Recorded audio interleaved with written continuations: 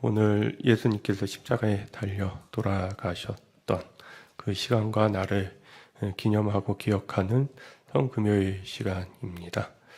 예수님께서 우리를 위한 그 사랑의 마음으로서 또한 우리의 구원을 위해서 십자가에 달려 돌아가셨던 그 여정과 모습들을 생각해 본다면 그 안에는 우리가 신앙을 가진 자로서 어떻게 진리를 쫓아서 살아야 하는지에 대한 삶의 모습도 동시에 담겨져 있습니다.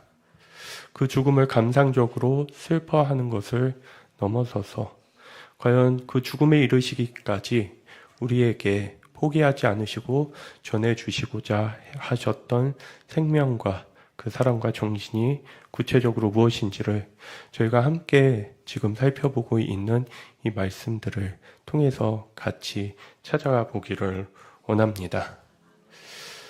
원래는 이제 저희가 어제 함께 봤었던 14장 23절의 말씀 이후로 쭉 함께 볼 말씀들이 남아 있는데 그 말씀들은 제가 말씀드렸던 것처럼 수요일에 나머지 부분들을 보도록 하겠고요.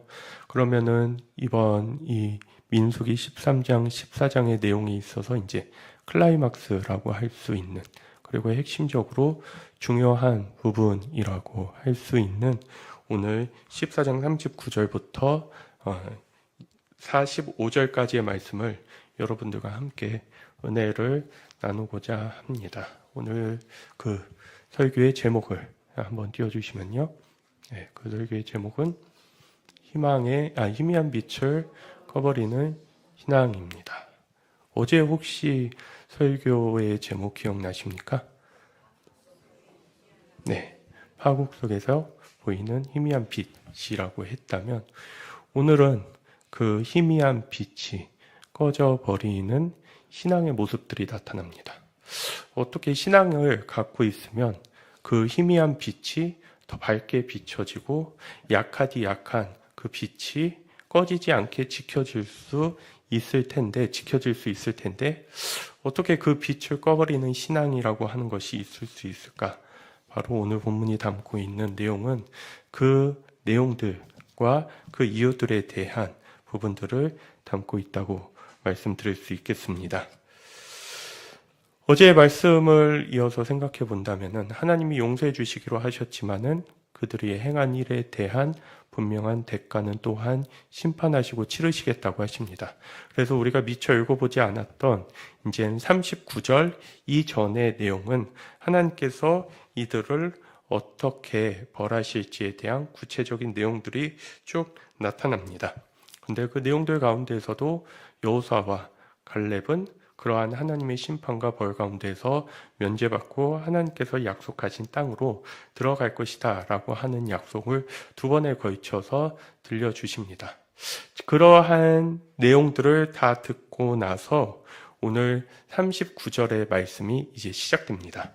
39절의 말씀을 보면 모세가 주님께서 하신 말씀을 온 이스라엘 자손에게 일러주니 백성들은 매우 슬퍼하였다라고 얘기하고 있습니다.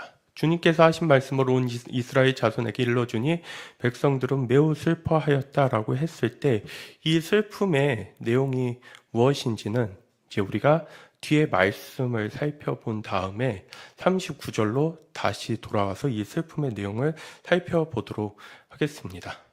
우선 슬퍼하면서 그들이 저지른 불신앙과 이 심판의 결과에 대해 애통해하는 모습을 보여주면서 40절에서는 이렇게 장면이 전환됩니다. 다음날 그들은 일찍 일어나 산 꼭대기로 올라가면서 외쳤다. 주님께서 말씀하신 그곳으로 올라가자 우리가 잘못했다라고 얘기하고 있습니다. 이들은 이제 정말 다시 광야로 떠돌게 되었고 죽게 되는 상황에 처해 있었습니다. 그러한 자신들의 운명을 생각하면서 이내 들어가지 못하고 광야에서 떠돌게 죽게 된 자신들의 운명을 생각해 보니 너무나도 안타까웠습니다. 다 잡은 고기를 그 손 안에서 놓친 것과 같은 지극한 아쉬움과 후회가 담겨 있었습니다. 그래서 이들은 하나님께 잘못했다고 얘기하고 반성한다고 얘기하면서 하나님께서 말씀하신 그곳, 곧 젖과 꿀이 흐르는 그 약속하신 땅으로 우리가 다시 올라가자. 그 땅을 차지하러 가자라고 하는 모습을 보여줬습니다. 표면적으로 보면 여기에서는 이들이 온전한 회개가 일어나서 마음을 돌이키고 뜻을 돌이켜서 이제 하나님께서 약속하신 그곳으로 달려나가려고 하는 변화된 모습을 보여주는 것 같습니다. 그런데 안타깝게도 이 장면은 그러한 모습을 가르쳐 주는 것이 아닙니다. 이들은 하나님을 기억하면서 하나님의 뜻을 다시 이들의 마음에 품고 그 하나님이 원하시는 방향을 향해 되돌아가고 싶었던 것이 아니었습니다. 이들은 광야에서 죽는 것보다 곰곰이 생각해 보니 광야에서 죽는 것보다 차라리 싸워서 그 땅을 밟고 아니면은 그 땅 가운데에서 아무튼 부딪히기라도 해보는 것이 더 낫지 않을까라고 하는 생각을 하게 되었습니다. 그래서 이들은 하나님 앞에서 잘못을 뉘우치고 돌이키고 싶었던 것이 아니라 지금의 곤란하고 어려운 상황을 단지 모면하고 싶었습니다. 그래서 순종하는 것 같아 보이는 이들의 모습은 순종의 포장지를 둘러싼 불순종과 거역과 저항으로 나타난 것을 우리가 이제 앞으로 보는 말씀을 통해서 확인할 수 있습니다. 이런 식의 신앙이 가능하냐라고 할 때 이게 어떻게 가능할까 싶지만 이것이 이들이 보여줬던 신앙인 것과 동시에 우리가 하나님 앞에서 가질 수 있는 신앙임을 생각해 봅니다. 그러한 신앙에 대해서 모세는 41절과 같이 얘기합니다. 그러나 모세는 말렸다. 어쩌자고 주님께서 하신 말씀을 거역하려는 것입니까? 이 일은 결코 성공하지 못합니다라고 하면서 모세는 이 일에 있어서 전혀 찬성하거나 야 너희들이 마음과 뜻을 돌이켜서 하나님이 원하시는 방향으로 다시 나아가려고 하고 있구나라는 식으로 생각하지 않았습니다. 겉으로 보여지는 행동은 분명히 하나님께서 약속하신 땅으로 가자였지만 솔직히 이 가운데서 모세는 하나님은 이들의 무엇을 알았던 것일까요? 이들의 속마음, 이들의 의중, 이들의 동기, 이들의 의도가 무엇인지를 파악할 수 있으셨던 것 같습니다. 그 과정 속에서 이들이 지금 보여주고 있는 것은 하나님을 향한 돌이킴도 아니고 하나님을 향한 반성도 아니었습니다. 야, 큰일 났어. 야, 망했다. 야, 이거 어떻게 하냐? 수습은 해야 될 텐데, 거기까지 가면 안 될 텐데, 야, 뭔가 살 수 있는 방법이 없을까? 곰곰이 고민하는 과정 속에서 고육지책으로 짜냈던 것이, 야, 우리가 다시 그 땅으로 가보자. 그 땅 가서 싸워보자. 광야에서 죽을 바에는 그냥 부딪혀 보기라도 하자라고 하는 모습으로 나타났던 것입니다. 그러니 40절의 말씀을 보시면요. 40절의 말씀입니다. 우리가 잘못했다라고 하는 것은 무엇에 대한 잘못을 얘기하는 것일까요? 적어도 하나님 앞에서의 잘못을 얘기하는 게 아닙니다. 우리가 잘못된 선택으로 인해서 더 고생하게 되었구나. 그 일이 잘못되었다. 우리가 더 어려운 운명과 역경에 처하게 되었구나. 그 일이 참 잘못된 일이다라는 생각을 했을 것입니다.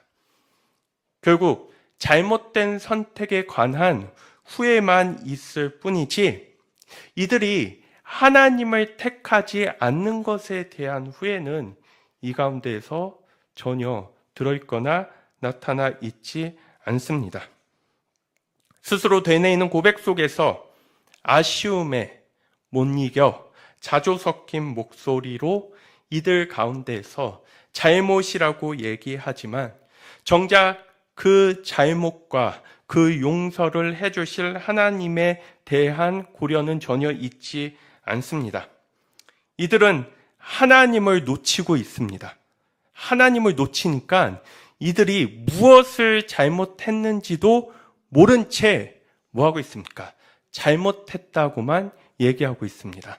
그럼 이 잘못은 하나님과의 관계를 회복하면서 그 하나님께로 돌아가기 위한 잘못했다는 고백이 아닙니다.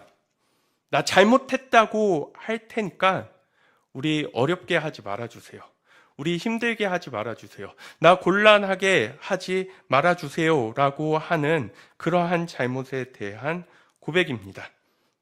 솔직히 말씀드리면 잘못한 게 무엇인지 모르겠지만 우리가 곤란한 상황에 처한 것 같으니까, 야, 진짜 큰일 난 것 같으니까는 잘못했다고 해주자. 잘못했다고 치자. 라고 하는 이 고백이 이들이 하나님 앞에 드렸던 고백이었음을 충분히 유추해 볼 수 있습니다. 이들은 자신을 위해서 잘못했다고 할 뿐이지 하나님 안에서 그들의 잘못에 대해서 깊이 있게 들여다보려 하지 않았습니다. 이것이 하나님께서 바라시는 회개와 돌이킴의 자세가 맞냐라고 했을 때 이들이 보여주는 모습은 하나님께서 전혀 받으실 수 없는, 원하시지 않는 모습이었습니다. 하나님에 대한 바라봄 없이 오직 나의 뜻으로만, 내가 하고 싶은 일로만 이루어진 신앙생활 속에서 내가 가질 수 있는 목적이 삐끗거릴 수 있습니다. 그것이 이루어지지 않을 수 있습니다. 그때 우리는 어떠한 유혹을 느낍니까? 하나님께 회개해야지. 하나님께 돌이켜야지. 근데 이것을 유혹이라고 지칭한 것은 진짜 하나님을 중심으로 우리가 회개하고 돌이키는 모습이 아니라 뭐를 중심으로요? 내가 더 힘들어지고 어려워질까 봐, 내가 더 곤란해질까 봐 우리는 그렇게 하나님 앞에 돌아간다라고 얘기하고 눈물도 흘리면서 슬퍼하면서 하나님께 우리의 죄와 우리의 과거의 잘못들을 고백한다고 하지만 그러한 일들이 숱하게 있다 할지라도 우리의 신앙은 크게 그 언저리, 그 주변에서 벗어나지 못하는 것을 볼 수 있습니다. 그리고 이제 이들은 하나님께서 전혀 원하시지도 않는, 하나님께서 계시지도 않는, 효력도 없고 생명력도 없는 하나님의 지난 명령들, 이 당시에 이들이 불순종을 보이기 전에 있어서 그 땅으로 들어갈 수 있다고 한 그 말의 생명력에는 뭐가 있기 때문에 그 말과 문장의 생명력이 있습니까? 하나님이 계시기 때문에 그 말에 문장에 생명력이 있다고 할 수 있습니다. 그런데 이제 더 이상 그 말에 하나님은 계시지 않습니다. 그런데 그렇게 해서 하나님이 계시지 않는 그 죽은 문장을 붙들고서 예전에 이렇게 말씀하셨으니까 이제라도 우리가 그 명령을 쫓아서 나아가자라고 하면서 하나님께 돌이키고 하나님께 마음을 두며 하나님께 선심 쓴 듯 얘기하고 있지만 이들의 속내에는 오직 자기 자신들을 위해서 불리한 상황을 개선시키기 위함이지 하나님에 대한 온전한 순종의 자리로 나아가려고 하는 것이 아니었습니다. 순종을 가장한 자기 처세와 포장이 이 모습 속에서 나타납니다. 내 기분대로, 내 감정대로, 내가 하고 싶은 대로, 내 형편에 따라서 오락가락하게 이루어지는 신앙생활이라는 것이 겉으로 하나님의 이름으로 순종처럼 포장되어 있고 보기에 그럴듯한 모습으로 꾸며져 있다면 우리는 그 안에 담겨져 있는 하나님을 제치고 내가 그 자리에 앉아서 주인 노릇을 하려고 하는 죄의 본성을 다시 들여다볼 수 있어야 됩니다. 모세는 분명히 얘기합니다. 너희들이 지금 보여주는 모습은 전혀 하나님께서 받으시고 하나님께서 격려하시고 하나님께서 이끄실 수 없다는 것을 지적합니다. 단지 이들은 마음의 거리낌과 그 짐을 덜기 위해서 내가 더 편해지고 좋아지기 위해서 내 뜻대로 하는 신앙생활에 대해서 그 모습들을 이어가려고 하는 의도와 목적을 가지고 서 있는 것을 보여줍니다. 그리고 41절의 말씀으로 돌아가서 다시 보시면 모세는 말렸다 어쩌자고 주님께서 하신 말씀을 거역하려는 것입니까? 이는 결코 성공하지 못한다라고 얘기합니다. 이들의 이러한 겉으로 보이는 순종의 모습에 대해서 모세는 딱 잘라서 이렇게 얘기합니다. 그건 거역이다. 모세는 주님께서 하신 말씀을 거역하려고 하느냐라고 하고 묻고 있습니다.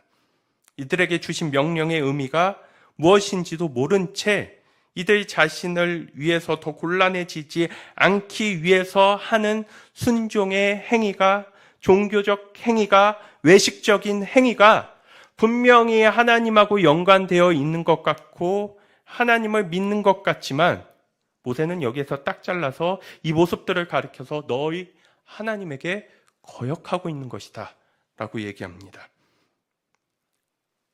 41절에서는 우리가 어제 살펴본 중요한 하나님의 함께 하심의 조건을 모세의 말을 통해서 다시 들려줍니다. 여호수아와 갈렙이 정말 중요하게 여겼던 것은 무엇이었습니까? 땅을 차지하는 데 있어서 정말 중요한 것은 하나님의 사랑을 받는 것, 하나님을 기뻐하시는 자의 자리에 서는 것, 이것과 함께 주님을 거역하지 않는다면이라는 조건이었습니다. 그런데 그들은 그 이야기를 들었음에도 불구하고 이 자리 가운데서 이들의 처절한 실패 속에서 하나님이 사랑하실 수 있는 자의 자리에, 하나님이 사랑하는 자의 자리에 다시 복귀하고 앉으려고 했던 모습이 아니라 하나님을 거역하는 자리를 굳이 택합니다. 하나님의 이름으로, 하나님을 위한 마음으로, 하나님 보시기에 그럴듯하다라고 하는 모습으로 나아가는 이들의 모습에 대해서 그거 신앙 아니지 않느냐? 그거 믿음 아니지 않느냐? 그거 거역이지 않냐? 라는 정의를 모세는 여기에서 내려줍니다. 그리고 이런 이들의 모습에 대해서 너희들이 하려는 일은 결코 성공할 수 없다고 얘기합니다. 하나님을 향한 거역도 성공할 수 없을 것이고 그 거역이 아름답게 포장되어 있는 그 젖과 꿀이 흐르는 땅을 향해 나아간다고 하는 그 의도와 목적도 결코 성공하지 못할 것이라고 얘기합니다. 제가 이번 사경회를 통해서 계속해서 이스라엘 백성들의 모습과 신앙에 대해서 별다른 예화와 설명, 그 다음에 그것을 우리의 신앙으로 잘 연결시키지 않는 이유가 있습니다. 그 이유는 무엇이냐면은 이들이 보여주고 있는 신앙의 행태가 바로 우리가 현재 갖고 있는 신앙의 행태와 굉장히 유사할 수 있다는 것입니다. 그래서 우리는 이 말씀을 통해서 이스라엘 백성이라고 얘기하지만 우리 자신을 보기를 원하며 내가 믿고 있는 신앙이 무엇인지를 이곳에 직접적으로 대입하며 생각해 보기를 원합니다. 그러니 이들은 하나님에 대해서 열정을 다하고 하나님께 온전히 돌아가겠다라고 하는 그 자리에서 하나님이 받으실 수 없는, 보기에 차마 용인하실 수 없는 하나님에 대한 거역이 이루어지고 있는 것을 볼 수 있습니다. 우리도 그렇습니다. 하나님께 순종한다고 나 스스로 여기고 그렇게 착각하며 나아가지만 정작 하나님이 보시기에 그게 무엇이 될 수 있다는 것입니까? 너는 어찌 내 이름을 가지고 그렇게 열심과 열정을 다해서 반역하고 거역하느냐? 이렇게 될 수 있다는 것입니다. 나는 하나님의 이름에 최선을 다해서 그 뜻을 붙잡고 나아간다고 하면서 열정과 최선을 담지만 정작 하나님께서는 너는 어떻게 그렇게 열심과 최선을 다해서 나를 거역하느냐라고 하실 수 있다는 것입니다. 이들이 하는 일은 하나님의 뜻을 따른다고 하지만 하나님의 입장에서는 거역입니다. 그러면 이것을 어떻게 분별할 수 있을까요? 나는 잘한다고 하는데 그게 하나님께 모욕이 되고 거역이 되지 않기 위해서, 이것을 분별하기 위해서 우리가 뭐 하자는 것입니까? 묵상하자는 것입니다. 그래서 말씀을 듣고 고민하자는 것입니다.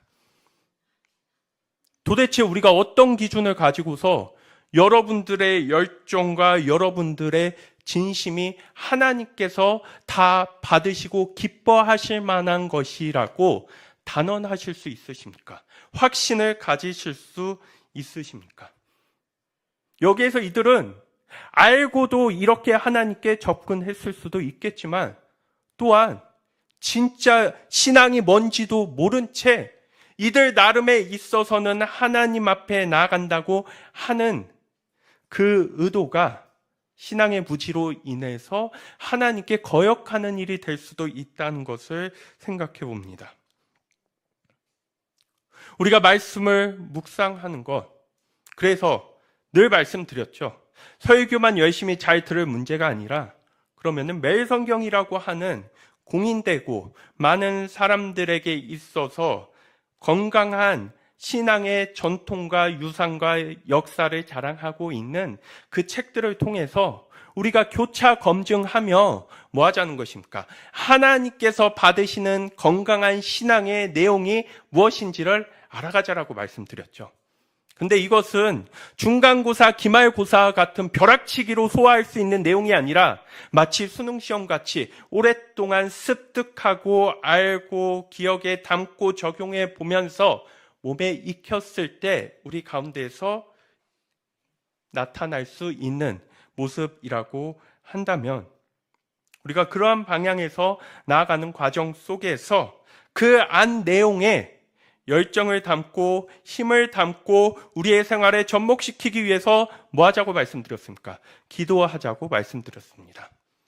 그러니까 이거는 오늘 본문에 나오는 것처럼 내가 하나님께 좋은 마음으로 좋은 의도로 선한 목적과 동기를 가지고 드리는 그 신앙이 하나님에 대한 거역이 되지 않기 위해서, 하나님께서 그것을 기뻐 받으시고 순종이라 여길 수 있도록 하기 위해서 우리에게 있어서 묵상과 기도를 우리의 삶 가운데에서 계속해서 이뤄가자고 권면하는 것입니다. 제가 언젠가 말씀드렸죠. 설교 준비를 하는데 평생 가도 잊혀지지 않을 것 같습니다. 요즘 제가 예전에 이제 살았을 때, 요즘에 전도를 한다는 것은 참 어렵습니다. 특히 다른 사람의 집에 초인종을 누르면서 복음을 전한다는 거 되게 어려운 일이죠. 근데 제가 살았던 집 근처에서 그렇게 2명씩 짝지어서 전도를 오신 분이 계셨습니다. 야, 요즘 세상에서도 이런 분이 계셨구나. 그게 비록 한 5년 전 얘기이기는 한데요. 이런 분이 계시구나 라고 하면서 너무 귀하고 반가운 마음, 또 제가 이제 공부했던 출신의 그 교단, 그쪽에서는, 그러니까는 유명한 교회였습니다. 반가운 마음에 나눠주시는 물티슈를 받으면서 이렇게 인사를 드리려고 하는데, 그거 받아주시는 저에게 뭐라고 말씀하셨냐면요, 부자 되세요 라는 말씀을 드렸습니다. 뭐 하라는 것입니까? 그분들은 정말 순수하고 하나님을 향한 열정을 갖고서 그 귀한 자리에 설 수 있겠지만, 그분들이 정작 전하고자 하는 메시지와 내용은 하나님이 보시기에 전혀 원하시거나 기뻐하실 만한 것이 되지 않을 수 있다는 것을 봤다면, 지금 41절에서도 이런 충돌이 나타나고 있는 것을 볼 수 있습니다. 순종하기 이전에 하나님의 뜻을 제대로 알아가려고 하는가? 내가 뭔가를 하려고 하기 전에 있어서 하나님이 어떤 분이신지를 알아가면서 하려고 하는가? 그것은 지금 교회 전체적인 목적과도 똑같다고 말씀드릴 수 있습니다. 우리가 가려는 길이 하나님께서 약속하시는 땅, 하나님의 통치와 다스림이 이루어지면서 이 죄악된 세상 가운데서도 하나님 나라가 무엇인지를 보여줄 수 있는 그 목적을 향해 나아가고 있어야 여러분들이 이 가치와 이 공동체에 헌신하며 마음을 두며 같이 나아갈 수 있는 부분이 되겠죠. 그래서 무턱대고 우리가 지금 어려우니까 힘을 모아야 됩니다라는 말씀을 먼저 드릴 수 없다고 했습니다. 정말 우리가 해야 하는 것은 근본적이고 중요한 가치가 흔들리는 이 가운데에서 이 교회가 가려고 하는 길이 예수님께서 가셨던 십자가의 가치와 정신을 담고 있느냐를 확인한 다음에 우리가 뭐 하자는 것입니까? 뜻을 모으고 힘을 모아서 당당하고 힘차게 그 길을 향해 나아가자는 것입니다. 그러니 여기에서는 무엇이 있어야 됩니까? 하나님과 나와 내가 살고 있는 세상 그 관계들을 깊이 있게 생각할 수 있어야 합니다. 다짜고짜 순종하고 다짜고짜 뭔가 하겠다고 하는 것이 먼저가 아닙니다. 내가 하려는 일이 내가 맞다고 생각하는 그 일이 하나님의 뜻을 쫓아 순종하는 것인가? 아니면 나는 한다고 하지만 그것이 하나님에게 있어서는 거역할 수 있는 일이 될 것인가? 이 지점을 이 41절의 말씀을 통해서 다시 생각해 보시기를 바랍니다. 일은 결코 성공하지 못한다. 이 일은 무엇일까요? 너희가 그럴듯하게 포장해 놓은 그 일, 너희가 그 머리를 쥐어 짜내면서 하나님을 위해서 하나님께 순종하는 척하면서 하려고 했었던 그 일을 통해서 너희가 얻고자 하는 목적, 그 일을 통해서 너희가 달성하고자 하는 그 자리에 너희는 다다르지 못한다는 것을 얘기합니다. 그러면서 42절에서 이렇게 말씀하십니다. 올라가지 마십시오. 주님께서 당신들 가운데 계시지 않습니다. 당신들은 적에게 패합니다. 라고 얘기합니다. 왜 거역이고 왜 실패가 되는지에 대해서 42절에서 다시 말씀해 줍니다. 주님께서 당신들 가운데 계시지 않는다고 합니다. 하나님은 당신들의 그 생각과 마음이 만들어 놓은 일에 동참하지 않을 것이라고 합니다.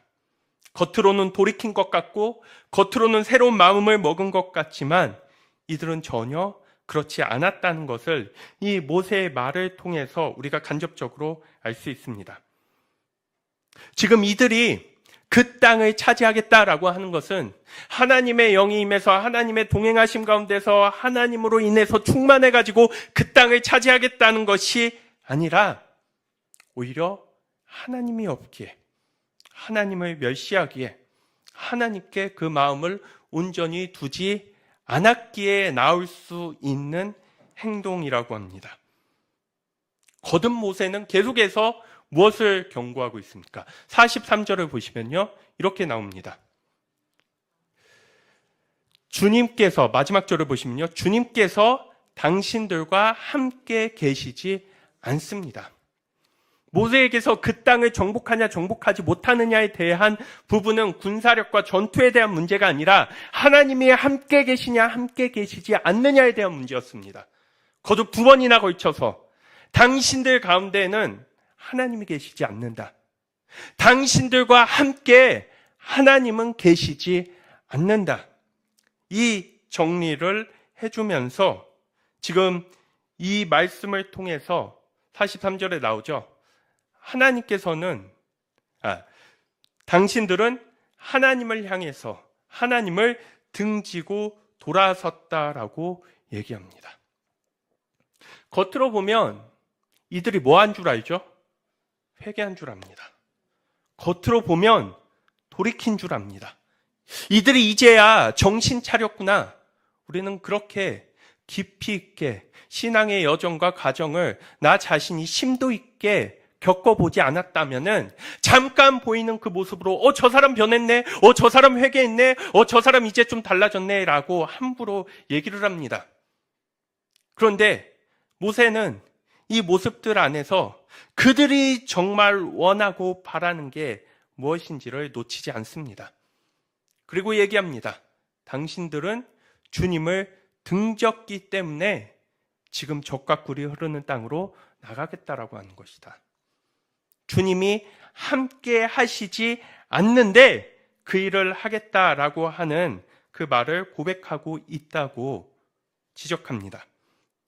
첫 번째 불순종은 약속의 땅에 들어가지 못하는 것으로 끝났습니다.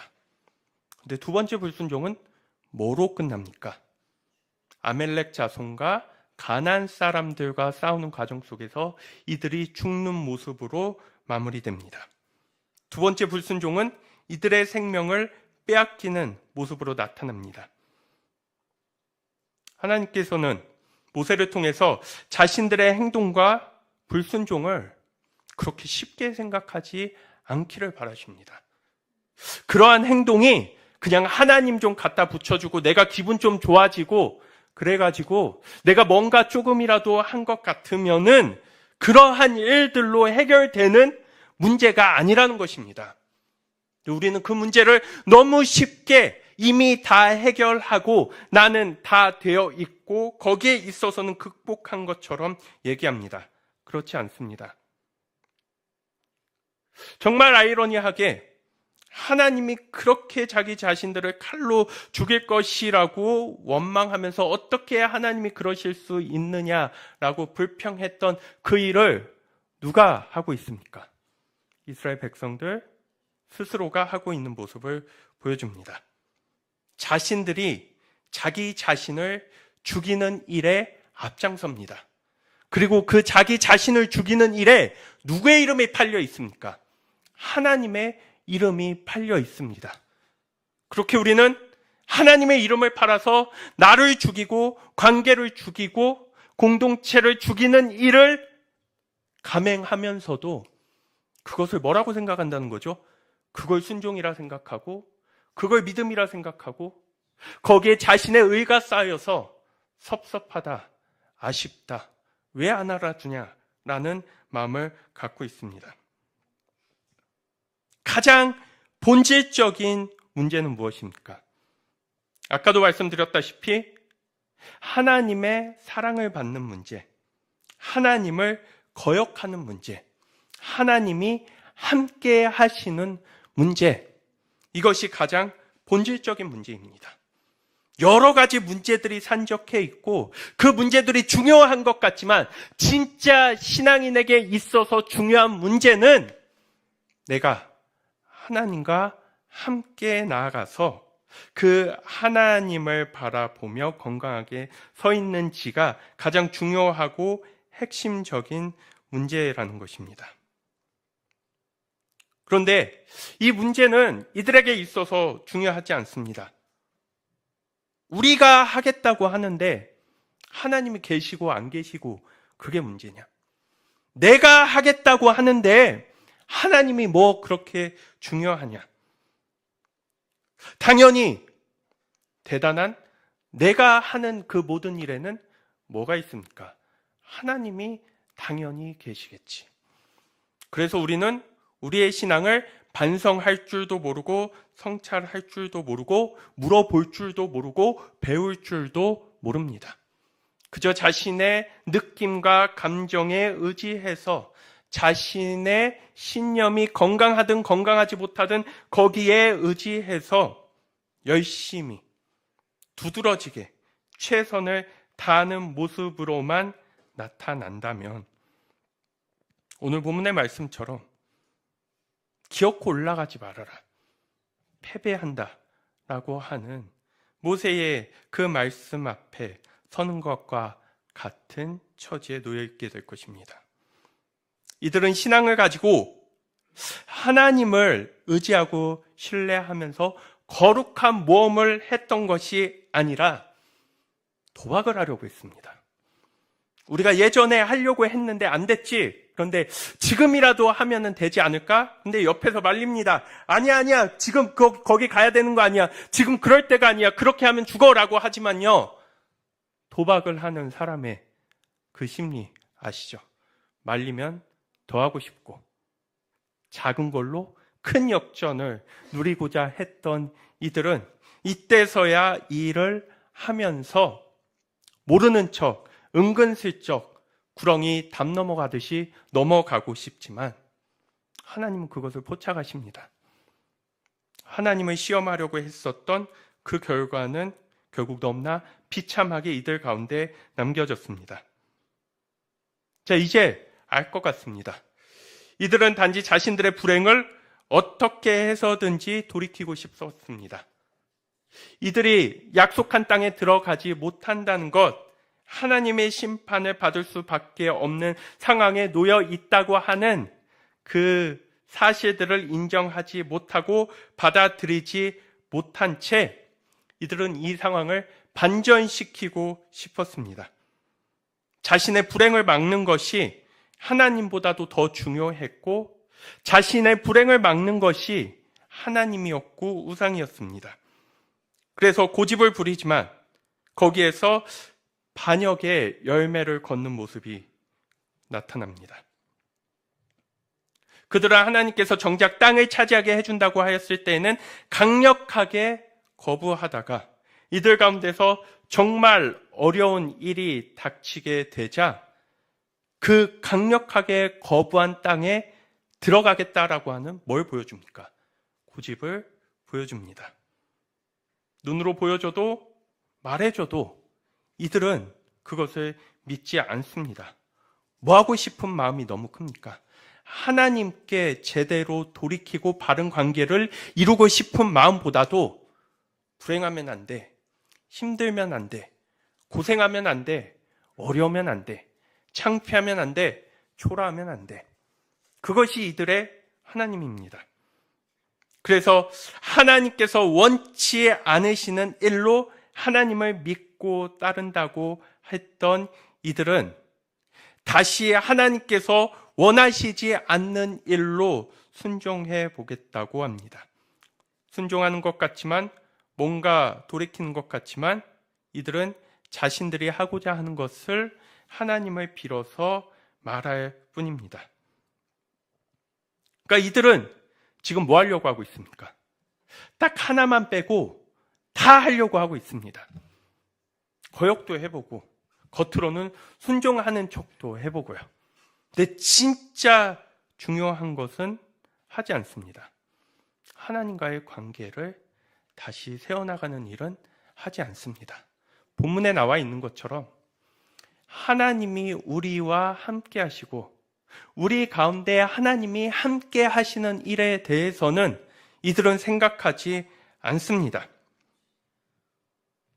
이들은 그 하나님과의 관계 회복보다도 과거에 놓쳤던 보상을 회복하고 그 과거에 잃었던 이들의 복을 다시 돌려놓고 싶습니다.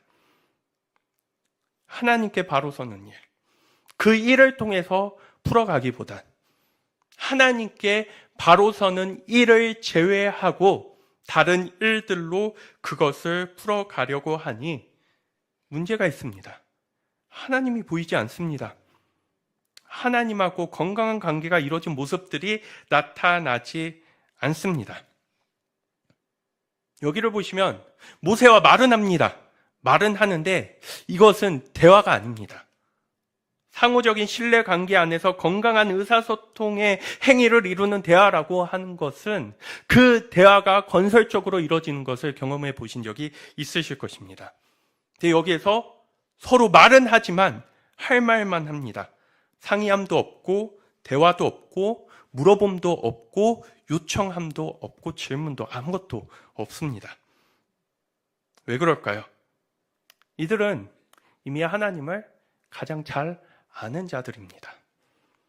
이들은 하나님에 대해서 자기 자신들이 그 누구보다도 잘 안다고 자부하는 자들입니다. 그런 모습 속에서 모세는 아주 단호하게 돌을 맞아 죽을 상황 가운데에서도 그 뜻과 하나님을 향한 소신을 굽히지 않았던 것처럼 여기에서 얘기합니다. 또 미워하겠죠. 왜 미워할까요? 이제 올라가려고 마음먹고 준비하고 있는데 올라가지 마라. 너희 진다. 뭐 한다고 하죠? 초친다라고 하죠. 그런데 모세는 또 얘기합니다. 그렇게 해서는 안 돼. 그렇게 해서 될 수 있는 문제가 아니야. 왜 그럴까요? 하나님이 계셔야 되는데 하나님이 떠났잖아. 하나님의 말씀도 그 말씀 자체가 우상화되지 않기 위해서는 뭐가 있어야죠? 하나님이 그 말 가운데 계셔야죠. 그래서 우리가 문자를 우상화하면 안 된다라는 것입니다. 글자를 우상화하면 안 된다는 것입니다. 성경이 있어서 우리에게 있어서 진정한 의미를 둘 수 있는 것은 이 글, 이 내용 안에 하나님의 영이 하나님의 존재와 하나님의 계시가 담겨져 있기 때문에 오직 하나님 때문에 이것이 권위와 전통을 가질 수 있다고 말씀드릴 수 있습니다. 그러나 이들은 주님이 함께 하시지 않는다는 것을 생각하지 않아서 모세가 하는 모든 말들에 있어서 듣고서 고민하고 그 산으로 올라가려고 하는 행위를 멈추지 않습니다. 이것은 바꿔 말하면은 이들은 한편으로 또 무슨 생각을 하고 있다는 것일까요? 하나님이 이들을 도우실 수 있다는 생각을 할 수 있습니다. 주님께서 함께 하시지 않는다는 생각을 깊이 있게 생각하지 않습니다. 우리도 그러지 않습니까? 우리가 신앙생활 하는 동안에 나의 모습들을 보면서 야, 이런 모습 가운데서 주님이 함께 하실 수 있을까라는 생각을 하기보다는 근거 없는 자신감이죠. 그래도 내가 열심히 한다고 하고 최선을 다하니까 뭐 하는 것입니까? 당연히 나와 동행하시지 않을까라는 전제를 갖고 있습니다. 이러한 전제 안에 갇혀서 하나님의 사랑과 내게 주시는 은혜만 생각하고 살아간다면 반성이 없고 깨달음이 없습니다. 성찰도 없고 그러니 당연히 행동이 달라질 수도 없습니다. 깨달았다고 해도 그것을 다시 몸과 마음으로 익히는데 오랜 시간이 걸리지만 깨달음과 암 자체에 아예 이르지도 못하게 되니 신앙의 다양한 언술은 늘지 모르겠지만 진짜 우리의 삶을 살아내는 모습들이 나타나지 않습니다. 다른 결과를 도출해내기 위해서 변화된 과정을 만들어낼 수 있는 그 힘과 훈련 자체가 우리 가운데 존재하지 않기 때문입니다. 주님이 나와 함께 하시지 않을 리가 있을까? 내심 우리는 우리의 연약함과 죄악들을 보면서도 이러한 자부심과 감정을 갖고 있습니다. 그럴 리가 있을까? 그럴 리가 있을까? 하나님이 너희와 함께 하시지 않아. 그러니까 일 벌리면 안 돼. 그럴 리가 있을까? 우리가 어떤 민족인데, 우리가 어떤 신앙을 가졌는데, 내가 어떤 믿음을 가졌는데, 내가 어떻게 하나님을 믿었는데 하나님이 나와 함께 계시지 않는다고 그럴 리가 있을까? 그러니 하나님이 중요하지 않는 이들에게 하나님이 함께 하시지 않는다라고 하는 것은 심각하게 생각할 수 있는 문제가 아닙니다. 의뢰 그렇듯이 당연히 계시고 그렇게 얘기할 수도 있겠지. 그러나 하나님이 끝내는 나와 함께 하실 거야 라고 하는 생각. 너무나 쉽게 우리는 그렇게 생각합니다. 내가 교회도 다니고 헌금도 하고 하나님께 약간의 마음도 있고 때로는 잘하지 않는 순종도 한다면 하나님이 나와 함께 계시지 않는다고 에이 그럴 리가 있을까? 우리가 올라가면 패배한다고 에이 그럴 리가 있을까? 근데 하나님은 오늘의 이 말씀을 통해서 그런 우리의 태도와 신앙에 대해서 다시 자문하길 원하십니다. 주님이 함께 하신다라고 하는 게 무엇일까요? 나의 강한 확신 속에서 내 강한 믿음을 가지고서 함께하고 있어, 함께 하시는 게 맞아라고 하면은 그게 주님이 함께 하시는 것일까요? 하나님과 함께 그 길을 걸어가고 있는 자들은 순종할 말씀이 있고 말씀을 통해서 자신을 계시하시는 하나님께서 주시는 예수 그리스도의 마음과 성품이 있습니다. 그것을 기억에 담고 그것을 우리의 몸으로 기억하면서 실제로 살아보고자 하는 도전과 의지도 있습니다. 그러니 하나님과 함께 계시다라고 하는 것은 나의 느낌적인 느낌으로 찾아가는 부분이 아니라 내 삶이 하나님의 목적을 향해 그 다음에 하나님이 기뻐하시는 선한 것들에 대해서 추구하고 갈망하며 그것을 이루고자 합니다. 하나님이 함께 하셔서 내가 진정으로 죄인이라고 고백된다면 나의 연약함을 솔직하고 진실하게 꺼내놓으면서 주님의 만지심을 구하고 회복을 구하는 일을 부끄럽게 여기지 않습니다.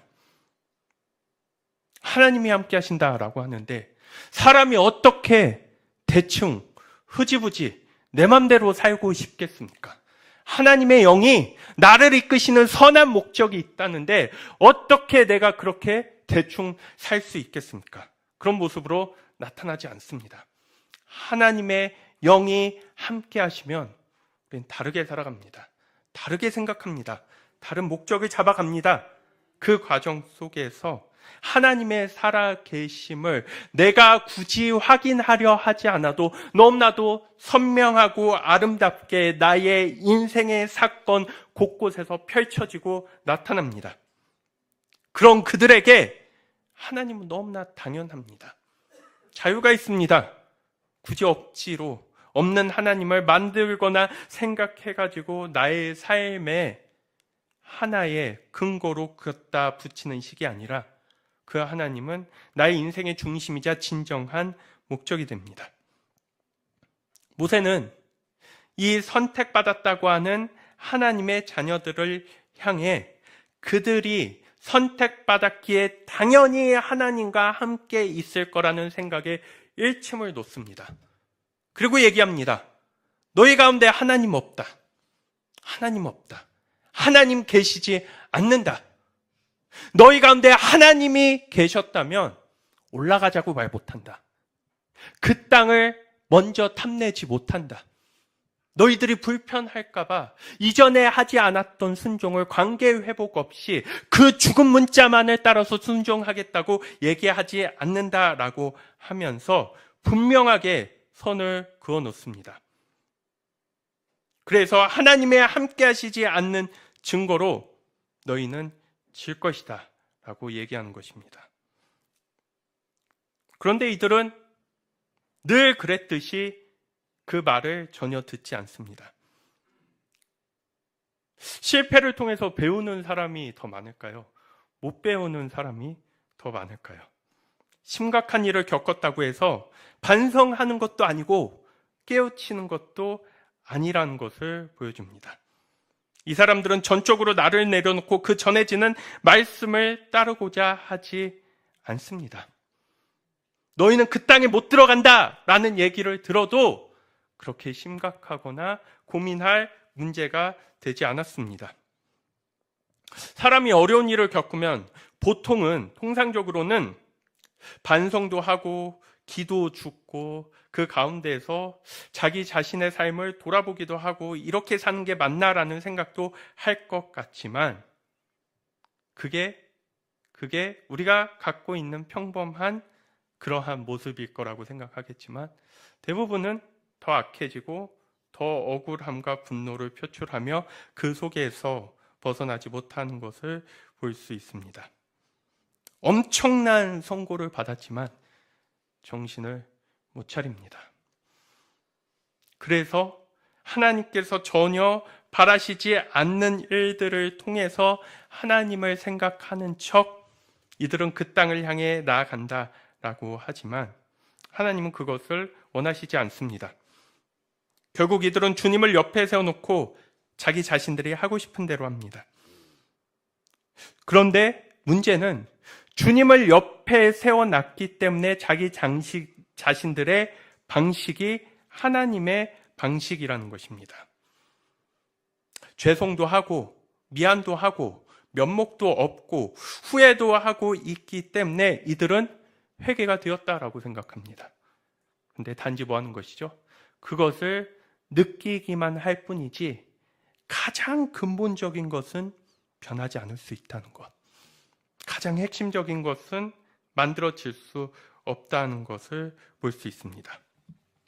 이들이 진짜 하나님의 말씀을 깨우쳤다면, 하나님을 정말 귀하게 여기며 그분이 원래 계시는 자리로 모셔드렸다면 이들은 이런 모습을 보여줄 수 없습니다.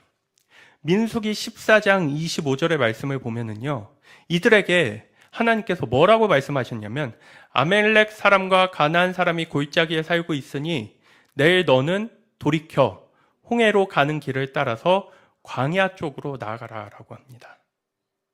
예를 들어서 젖가꿀이 흐르는 땅이 여기 있으면 앞으로 나가야 되는 게 아니라 이들에게 뭐라고 얘기하죠? 다시 돌아가라. 뒤로 돌아가라. 앞으로 나아가지 마라. 다음날, 내일 너는 그렇게 하라. 라고 분명히 얘기를 들었는데 이들은 그 얘기를 듣고서 뭐합니까?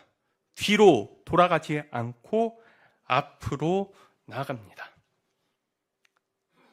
여기에서는 자신들이 뭐라도 하려고 하면 안 됩니다. 뭐를 하기 전에 무엇을 봐야 됩니까? 내가 하나님께 붙어 있는 게 맞아? 하나님이 진짜 이것을 계획하신 게 맞아? 이거 하라고 하신 게 맞아? 라고 하는 게 본인이 분별이 안 되면 뭐라도 해야죠? 물어라도 봐야죠. 그런데 교만한 왕은 물어보지도 않습니다. 자기가 느끼고 자기가 판단하고 자기가 결정하는 게 그게 곧 정의이자 진리라고 여기면서 그것들에 대해서 고민하지도 않습니다. 자신들이 하고 싶은 것을 지금 해야 하는 상황이 아니라 하나님께서 원하시는 일이 무엇인지를 알아서 그걸 알고 들었다면 그 일을 해야 됩니다. 앞으로 나아가는 문제가 아니라 산으로 올라가야 하는 문제가 아니라 광야로 다시 돌아가는 것. 그러니까 이들이 갖고 있는 이러한 신앙의 모습 속에서 항상 그 말씀의 주인은 누구였습니까? 하나님이 아니라 자기 자신들이었겠죠. 하나님의 때가, 하나님의 시간이 있다는 것에 대해서 전혀 기억하지 않은 채 자신들이 그 말씀의 주인공이고 시간의 주인공이다 보니까 지금 안 하면 어때? 내일 하면 되는 거지. 이렇게 돼버렸죠. 거기에 하나님이 계시지 않으면 어때? 아무튼 내가 한다고 했잖아. 지금은 믿음으로 헛된 망상과 우리가 다시 젖과 꿀이 흐르는 땅으로 나가면 그 땅에서 살 수 있다라고 하는 환상, 꿈은 이루어진다라고 하는 그들의 잘못된 모습 가운데서 깨어나야 합니다. 지금은 받아들여야 됩니다. 지나갔어. 그건 어쩔 수 없어. 근데 어디에서 희망을 발견해야 된다고 어제 말씀드렸죠? 하나님이 우리를 버리신 게 아니잖아. 하나님과고 아직 아예 다 끝난 거는 아니잖아. 우리 젖과 꿀이 흐르는 땅에 미련 갖지 말고 하나님을 통해서 다시 살아보자. 그러면은 뭔가 그 안에서도 감사가 있고 소망이 있고 의미가 있는 삶을 찾아볼 수 있겠지.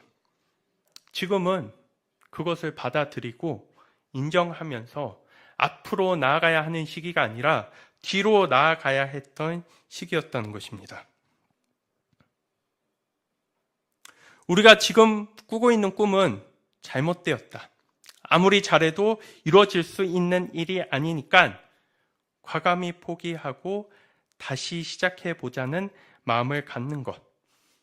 그러니까 이들은 지금 급합니다. 빨리 가야 되는데, 빨리 돌아가야 되는데, 이집트로 가는 것은 이제 튼 것 같고, 그러면 어떻게 해서든지 그 땅으로 나가야 되는데 그 땅이 안 된다고 하니까 그 급한 마음에서 무조건 나가 보겠다라고 하지만, 우리의 옛 속담도 있죠. 급할수록 뭐 하죠? 돌아가야죠. 급할수록 돌아가라는 말이 어쩜 이 상황에 그렇게 잘 맞는지 모르겠습니다. 무너져서 이것이 끝난 상황이라고 한다면은 기초에서 다시 튼튼하게 시작할 수 있는 일. 세상의 눈으로는 그 일을 또 한다고? 그 결과를 누리지도 못한다고? 토대만 세우다가 끝난다고? 라고 하는 것에 큰 의미를 찾을 수 없습니다. 그런데 하나님의 사람들은 그 열매를 누리는 것에 의미를 찾는 게 아니라 그 하나님의 역사의 현장과 과정에 동참하는 것에 의미를 찾습니다. 그러니까 진짜 하나님과의 신실한 관계 속에서 그 토대와 기초를 아름답게 튼튼하게 마련하는 사람들은 에이씨 뭐야 고생만 이렇게 하고 뭐 내가 얻는 건 하나도 없잖아가 아니라 그 일을 이뤄가심에 같이 참여할 수 있게 해주셔서 감사합니다. 고맙습니다. 그로 인해서 내 인생의 의미와 내 존재의 의의가 무엇인지를 알았습니다라고 하는 고백을 할 수 있게 됩니다. 이들은 실상 준비가 다 된 것처럼 보이고 하나님의 뜻을 다 아는 것처럼 보이지만, 그래서 이렇게 담대하게 믿음으로 선포하면서 일을 저지르지만 하나님도 잘 모르고 준비도 되어 있지 않습니다. 단지 거창한 신앙의 행위의 모습 속에서 그 이유는 철저히 하나님 중심이 아닌 자기 중심. 고생하기 싫어, 힘들기 싫어, 광야로 가기 싫어, 떠돌기 싫어 라고 하는 지극히 자기 자신만을 위한 이유밖에 없는 것입니다.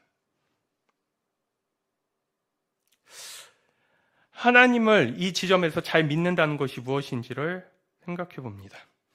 자신들이 망쳐놓았던 결과를 자신들을 위해서 다시 돌이키는 자리에 서겠다라고 하는 것은 그 사람들의 집착이자 그 사람들의 집요함이지 하나님을 향해서 가지는 꿈이라고 얘기하기에는 부족합니다. 잘 믿는다라고 하는 것은 오늘의 본문의 맥락 상황 속에서는 보여주는 것을 잘 보고 들려주는 것을 잘 듣고 따라가는 일입니다. 잘 믿는 것은 하고 싶은 일이 아니라 해야 하는 일을 중요하게 여기고 그 속에서 하나님의 함께 하심을 발견해 가는 모습입니다. 인간적으로 본다면 젖과 꿀이 흐르는 그 땅이 살만한 땅으로 그곳에 들어간다는 것이 하나님보다 훨씬 중요합니다. 그것이 목적이고 하나님은 그 일을 위한 하나의 수단입니다. 그게 세상이 하나님을 대하는 방식이자 하나님을 믿는 방식입니다. 우린 다릅니다. 젖과 꿀은 하나님을 더 깊이 알고 사랑하기 위한 그 수단입니다. 과정입니다. 우리의 최종적인 목적은 하나님입니다. 보조적 수단을 하나님으로 대체해서 믿을 수 없습니다. 그것을 붙잡을 수 없습니다. 여러분이 무엇을 원하는지는 모르겠지만 그렇게 열심히 기도하고 헌금하고 하나님 믿고 봉사하고 애쓴다라고 하면은 그것이 다 이루어질 것이다 라고 얘기하는 게 믿음의 선포가 아닙니다. 그게 그리스도교 신앙에서 지향하는 믿음의 모습이 아닙니다. 해야 할 때 움직이고 때로는 묵묵히 가만히 있음도 받아들일 수 있는 것. 지금 이들은 얼마나 몸이 달아 있습니까? 뭐라도 하고 싶어서 얼마나 그 마음이 끓어오르고 있습니까? 그러니까 모세가 아예 들려줬는데 올라가지 마, 죽어, 실패해 라고 하는데도 그 마음을 주체할 수 없어서 그 속으로 던지며 나아가는 모습들을 볼 수 있습니다. 스스로에 대한 소치감에 가득 차 있다면, 느낌적인 느낌으로만 찾아가면 이렇게 엇박자가 날 수밖에 없습니다. 가라고 할 때는 그렇게 안 가더니 가지 말라고 하니까는 이렇게 가는 모습 속에서 우리의 인생이 더욱더 빠르게 낭비되고 소진되는 것을 볼 수 있습니다. 심각한 상황을 맞이했지만 이들은 결국 돌이키지 않은 채 44절의 말씀을 보겠습니다. 그들은 더 생각하지도 않고 산 꼭대기로 올라갔다. 더 생각하지도 않고 올라갔다고 얘기합니다. 하나님의 말씀을 듣고 싶지도 않고 또한 고민하고 싶지도 않습니다. 더 배울 필요도 더 알 필요도 없습니다. 그러한 이들의 모습을 어떻게 표현하고 있습니까? 더 생각하지 않고, 이것은 자기 확신에 차서 행동하는 오만함을 가리켜서 더 생각하지 않고라고 표현했습니다. 하나님의 뜻을 무시하고 자기 확신에 가득 차 있는 사람들의 특징은 아까도 잠시 말씀드렸지만 배우려 하지 않는다라는 것입니다. 하나님을 알아가고 하나님을 배워가고 글자로도 배워가고 기도로도 배워가지만 그 삶을 신실하게 살아가는 한 개인을 통해서도 배워가고 그 삶을 함께 살아가고 있는 공동체를 통해서도 배워가고, 그러한 배움이 없는 사람들은 자기 확신에 차서 더 생각하려 하지 않고 더 고민하려 하지 않습니다. 여러분들, 놀라운 사실을 말씀드리면은 기도는 뭐 하는 건 줄 아십니까?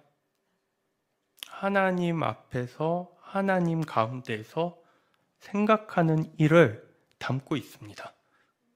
묵상은 뭐 하는 일인 줄 아십니까? 하나님의 말씀과 하나님의 존재를 떠올리며 뭐 하는 일을 담고 있습니까? 생각하는 일을 담고 있습니다. 그 어떤 것도 배제되는 것이 없습니다. 건강한 신앙인인데 여러분들은 생각하실 수 있습니까? 하나님에 대한 여러분들의 마음과 건강한 기준에 합해서 글로 표현하기도 하고 말로 표현할 수 있습니까? 이러한 건강한 고민 없이, 더 깊이 생각하는 것 없이, 더 알고 배우는 모습들 없이 우리는 너무 쉽고 너무 가볍게 하나님 얘기하는 그 모습 속에서 하나님은 많이 거론되면 거론될수록 더 작아지는, 더 의미 없어지는 모습을 보여줍니다. 분명히 이들에게 선포되었습니다. 이들의 행동을 앞에 두고 뭐 하라고 선포했습니까? 생각해봐라. 고민해봐라. 바꿔 말하면 기도해봐라. 묵상해봐라. 하나님께 물어봐라. 그런데 이들은 산꼭대기로 올라가서 싸우려고 하고 있고, 그런 그들이 안타까워서 뭐까지 보여주냐면요, 주님의 언약궤와 모세는 지난해서 움직이지 않았다고 하는 것을 보여줍니다. 이게 중요합니다. 이들의 행진을 하고 전쟁에 나가거나 아니면 싸우러 갔을 때 항상 뭐가 있었냐면은 진영을 짜서 움직였습니다. 그 진영을 한번 보여주시겠습니까? 그림으로. 여기에 진영이 있죠. 여기 성막이라고 하는 것에 뭐가 있냐면은 언약궤가 있습니다.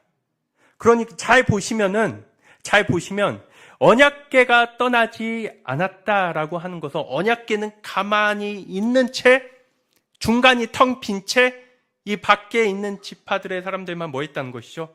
움직였다는 것이죠. 그러니까 이거는, 근데 그 언약궤와 성막은 전적으로 뭐를 상징하냐면은 하나님의 임재를 상징합니다.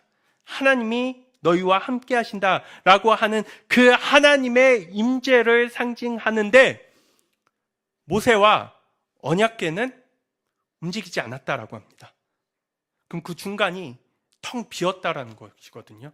그럼 이거는 몰라가지고 이들이 저지르는 행동이 아니라 뭐 하는 것입니까? 이쯤 되면은 야, 하나님이 뭐 중간에 있고 뭐 임재가 있고 야 그거 없어. 가야 돼. 싸우러 가야 돼. 하나님을 놓고 이들은 그 진영을 짜서 싸우러 갔다라는 것입니다. 네, 마지막 순간까지 모세는 뭐 합니까? 이들을 통해서 들려주는 것을 넘어서서 보고 알게 하려고 합니다. 뭐를요? 너희 하나님 없어. 하나님 안 계셔. 너희 가운데에서 계실 수가 없어. 하나님이 계시는 싸움, 안 계시는 싸움 이길 수 있을 것 같아?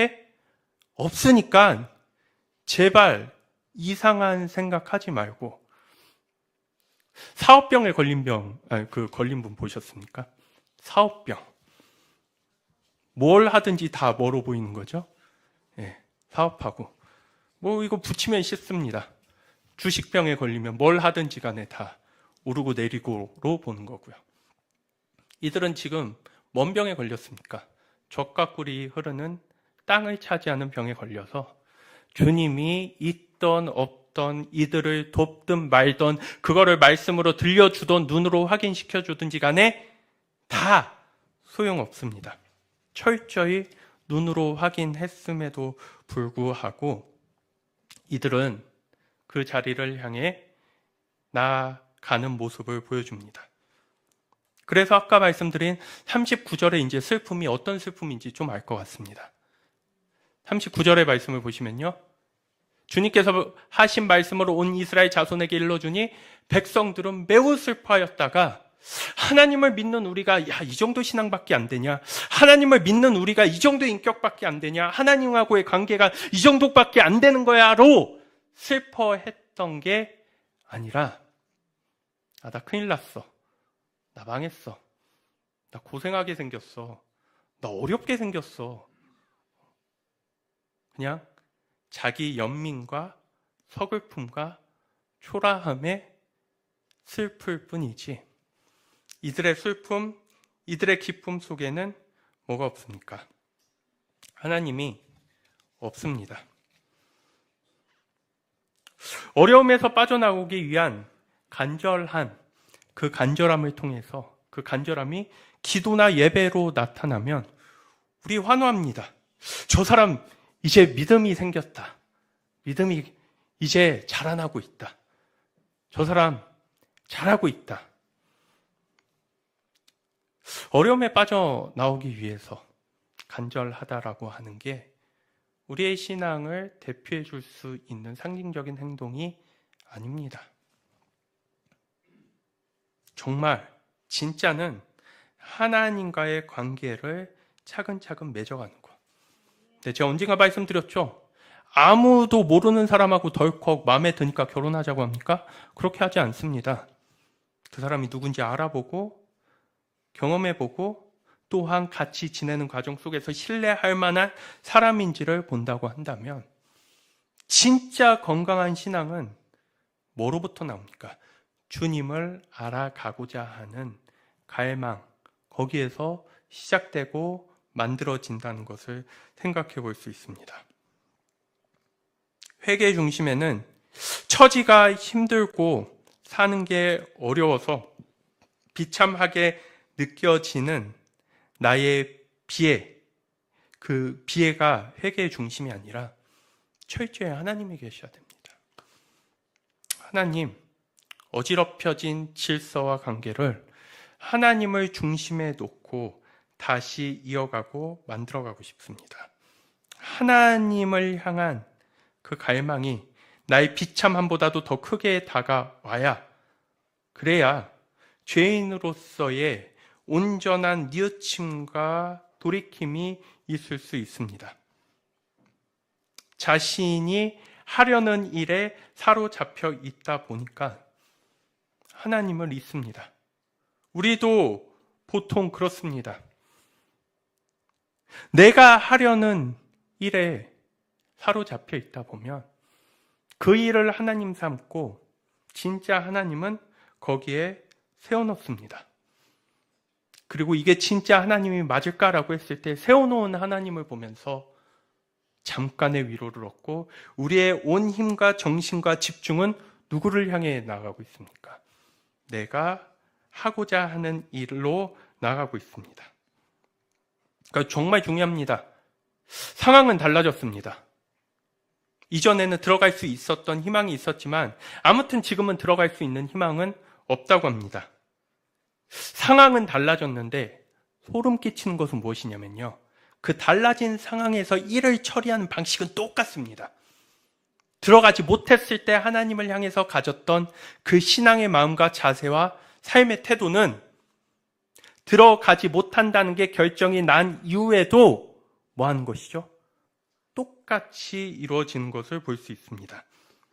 그러니 이들은 서려고 하는 모습에서 크게 벗어나지 못했고, 이집트라고 하는 것, 예전에는 뭐죠? 이집트로 돌아간다가 이제 뭐로 바뀌었습니까? 젖과 꿀이 흐르는 땅으로 가자. 근데 이 두 개를 관통하는 하나의 원리는 불신앙의 원리, 반역의 원리, 하나님과는 같이 있지 않는 원리임을 볼 수 있게 됩니다. 자신의 목숨과 안녕을 위해서 하나님의 뜻을 저버리고 말씀을 외면하면서까지 하지 말라는 일을 하다 죽은 이 사람들을 가리켜서 순교했다고 할 수 있나요? 아니죠.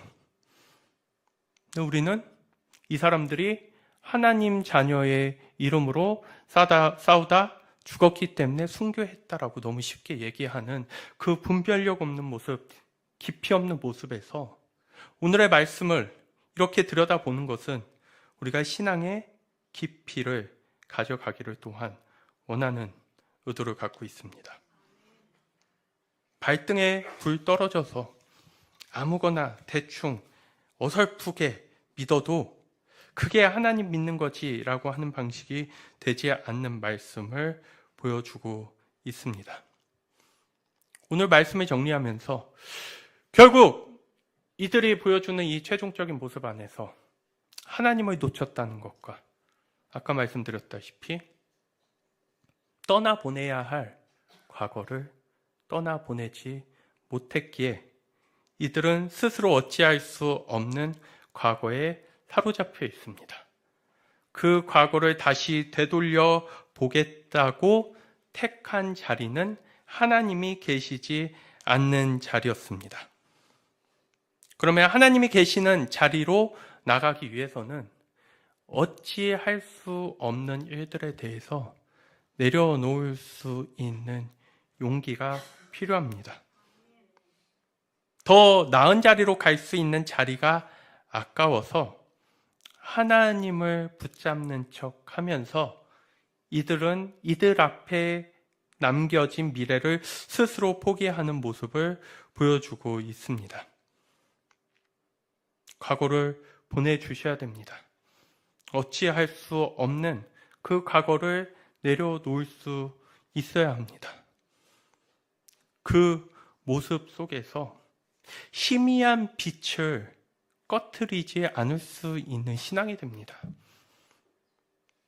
결국 이들을 향해서 남겨진 하나님의 계획, 그 이들을 향해서 하나님께서 용서하신 희미한 빛은 이들이 말하는 신앙이라는 것으로 인해서 폭삭 다 사그라들어 버렸습니다. 우리는 어느 자리에 서 있습니까?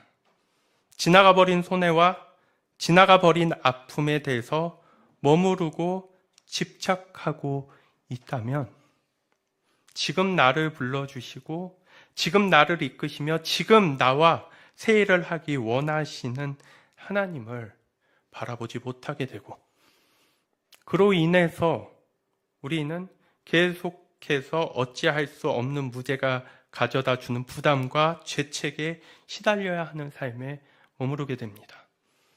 자연히 그곳 가운데는 하나님이 계시지 않게 되고 하나님과 우리 사이는 더 멀어지게 됩니다. 산에 올라갔으면 얼마나 좋았을까요? 그렇지만 그 일이 지나갔다면 돌아가서라도 하나님을 만나보자.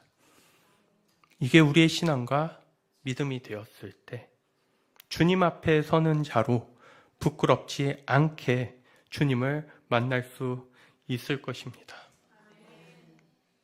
빛을 꺼트리지 않는 신앙. 그 빛을 살릴 수 있는 신앙. 그로 인해서 나를 향한 하나님의 용서와 사랑이 얼마나 값진지 알게 되었을 때 십자가는 우리가 사랑해야 할 몫을 넘어서서 사랑할 수밖에 없는 은혜로 다가오게 될 것입니다. 일어나지 않기를 바라는 일을 위해 애쓰시는 하나님의 분투와 노고를 생각해 보십시오. 근데 그것들이 항상 우리의 무지와 우리의 욕심으로 이루어지고 나타났다면 그 자리에서 이제 우리는 하나님을 찾는 척하는 게 아니라 진짜 하나님을 찾아서 우리를 향한 마음이 어떠한 마음인지를 다시 새롭게 가져보기를 원합니다. 오늘 이 말씀을 통해서 고난주간 동안 우리에게 주셨던 그 은혜와 우리의 신앙의 현 주소를 생각하며 어려운 상황 속에서 진짜 서야 할 자리가 무엇인지, 자신의 죽음이 찾아오는 자리에서 진짜 서야 할 자리가 어떠한 것인지를 알고서 십자가를 포기하지 않고 지셨던 예수 그리스도처럼 우리가 그 길을 본받고 닮아가면서 따라갈 수 있으시기를 주님의 이름으로 축원드립니다.